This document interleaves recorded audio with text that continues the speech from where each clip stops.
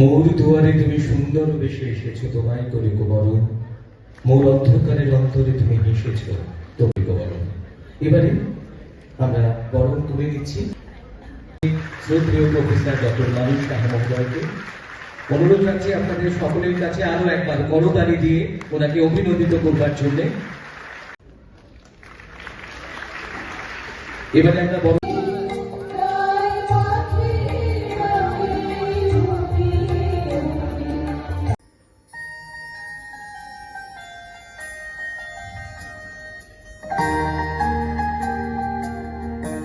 বিনম্র অনুরোধ রাখবো আমাদের আজকের অনুষ্ঠানের মাননীয় উদ্বোধক তথা বসে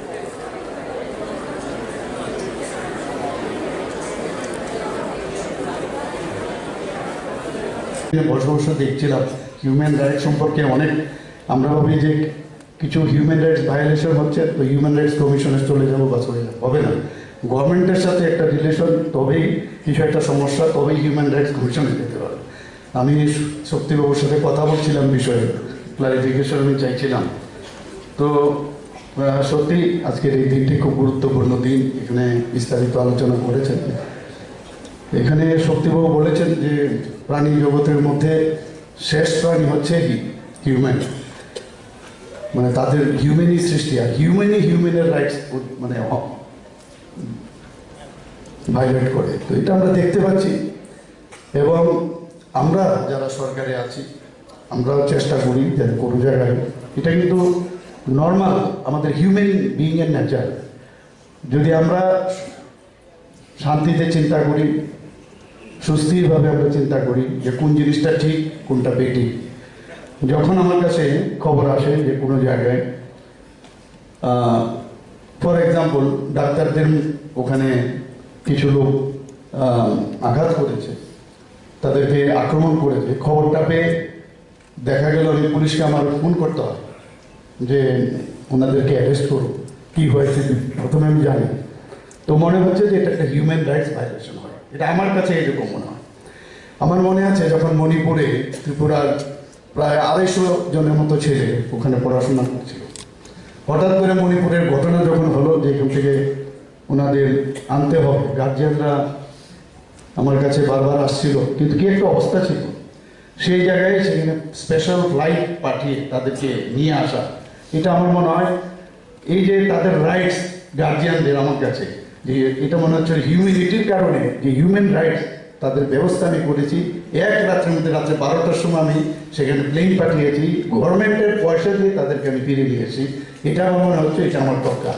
সেখানে আমার হিউম্যানিটি যে পরিচয়, আমার যে কর্তব্য আপনারা যে বললেন, যার যার কর্তব্য যেখানে করা সেটা আমি করেছি। আমি বললাম সেখানেই আমার হিউম্যান রাইটসটা আমি প্রতিষ্ঠিত করি। কিছুদিন আগে একজন গার্জিয়ান আমাকে চাইছিল, এসে বলছে যে আমার যে মেয়েকে আজকে 7 দিন ধরে কিডন্যাপ করে নিয়ে গেছে সিপাহীজলা ডিস্ট্রিক্টে। তো কী হলো, বলো আমি তো এফআইআরও করেছি, কিন্তু তারপর বললো আমি অনেকের কাছে যাচ্ছি কিন্তু কিছুই হচ্ছে না। এই জায়গায় আমার হিউম্যানিটির আমার মনে হলো তার রাইটস হনন হচ্ছে। তো সেই জায়গার মধ্যে আমি সাথে সাথে এসপি মহোদয়কে ফোন করলাম। আমি বললাম ওর বাড়ির যা যা আছে ওদেরকে ধরে নিয়ে আসুন।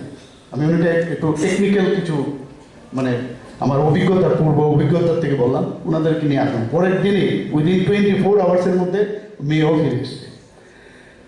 তো এই বিষয়গুলো হয় এক এক সময়, আমরা শুনলাম সারা পৃথিবীর মধ্যে এখন যেভাবে মানে খুব